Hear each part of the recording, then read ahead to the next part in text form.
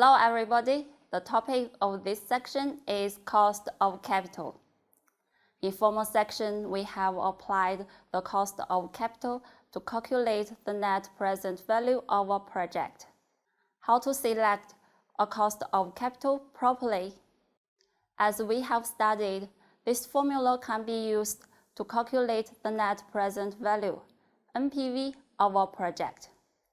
The interest rate K represents the capitalization ratio of discounted cash flow and is called the project's cost of capital. Note that the cost of capital is a risk-adjusted discount rate, and the standard way of dealing with uncertainty about future cash flows is to use a larger discount rate. However, there are three important points to keep in mind when figuring out a project's cost of capital. Point 1. The risk of a particular project may be different from the risk of the firm's existing assets. Point 2.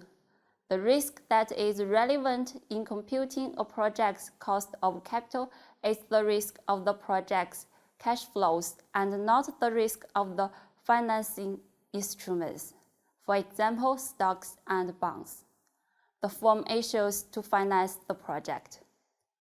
Point 3. The cost of capital should reflect only the market-related risk of the project. Let's explain each of these 3 points. For point 1, let's see an example.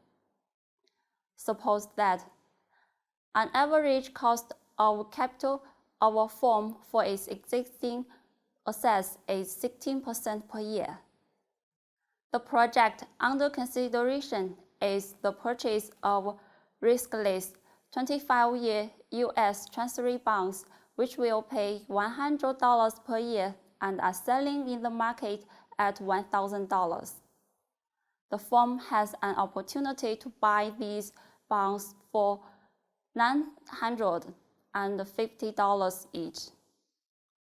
If cash flows are discounted at the firm's cost of capital, 16% per year, by the formula of the present value, the NPV is equal to PV of the annual $100 for 25 years, plus the PV of the bond price, $1,000, plus the outflow in time 0, minus $950. It's minus $315.83 each bond. We'll apply the proper cost of capital for this project, 10%, using the formula of NPV again. The NPV is obtained as $50 each bond. So, based on the firm's cost of capital, the project should be rejected because of the negative NPV. However, the positive NPV in terms of the project's cost of capital suggests that the investment in these bonds is worthwhile. Another example is presented to illustrate the first point to keep in mind. The cost of capital relevant to a particular project may be different from the rate that is relevant to the firm's existing assets. An all-equity financed firm consists of 3 divisions. An electronics division, which is 30% of the market value of the firm's assets and have a cost of capital of 22%. A chemical division, which is 40% of the market value of the firm with a cost of capital of 17%, and a natural gas transmission division, which is 30% of the firm's value and has a cost of capital of 14%. So the cost of capital for the firm is the weighted average of the cost of capital of each of its divisions. 30% multiplied 22% plus 40% multiply 17% plus 30% multiply 14% is 17.6%. If the firm adopts the capital budgeting rule of using 17.6% as the cost of capital for all projects, what will happen? Using 17.6% as the cost of capital for the electronics division may lead to a positive NPV, whereas it is a negative one based on the correct cost of capital, 22%. On the other hand, using 17.6% as the cost of capital for the natural gas transmission division may lead to a negative NPV, whereas it is a positive one in terms of the proper cost of capital, 14%. So using the cost of capital for all projects may lead to wrong investment decisions. The firm should adopt a policy of using different costs of capital, at least at divisional level.